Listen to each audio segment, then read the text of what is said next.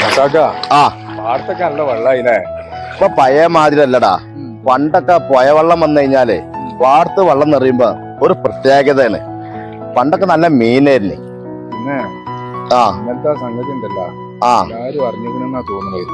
ഇജ്ജൊന്നും മുണ്ടാതിരിക്കാം. നമുക്ക് ഇജ്ജ് പറഞ്ഞാലേ നാട്ടുകാർ അറിയുള്ളൂ. ഇജ്ജ് ഇങ്ങോട്ട് പോന്നാ.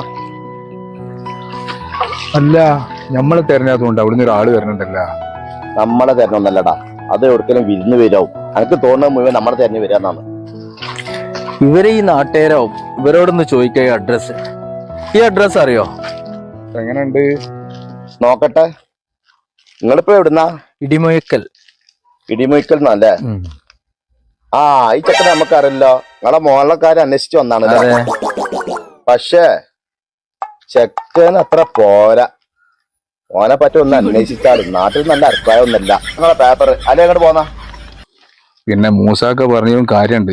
നേർക്ക് അന്വേഷിച്ചേക്ക് ചെക്കനെ പറ്റി. നോക്കട്ടെ.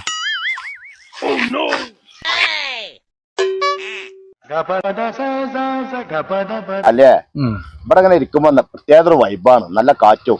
അതുണ്ട്. പണ്ടൊക്കെ ഇവിടെ നല്ല കിളികൾ വന്നിന്. ഇപ്പൊ അതൊന്നും കാണാനില്ല ഇവിടെ. ശരിയാണെന്ന് പറഞ്ഞത്. പിന്നെ കുട്ടികളെ, ഞാനൊരു കല്യാണക്കാരെ അന്വേഷിക്കാൻ വേണ്ടി വന്നതാണ്.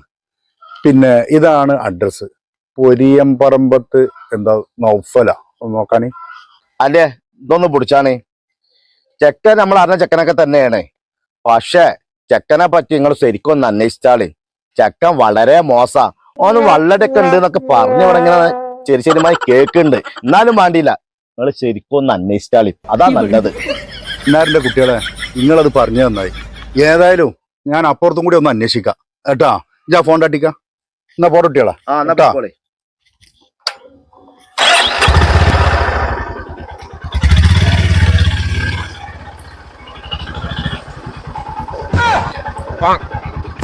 നമ്മളെ ഐഡിയ അത് പോളാ. എന്റെ മോന്റെ കല്യാണം മുടക്കിയത് എനിക്ക് തലല്ല. എന്റെ പൊന്ന് എന്റെ തലച്ചോറ് കലങ്ങും.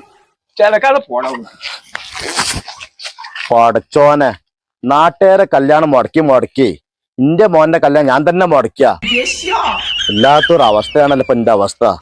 ഈ അല എടുക്കാ പോണേ. അല അവിടെ നിക്കണോ? ഇല്ല, എന്റെ ഒപ്പം ഞാൻ കമ്പനി ഇല്ലടാ. ജിന്റെ മോന്റെ കല്യാണം കൂടി മുടക്കും. ഇനി പോണ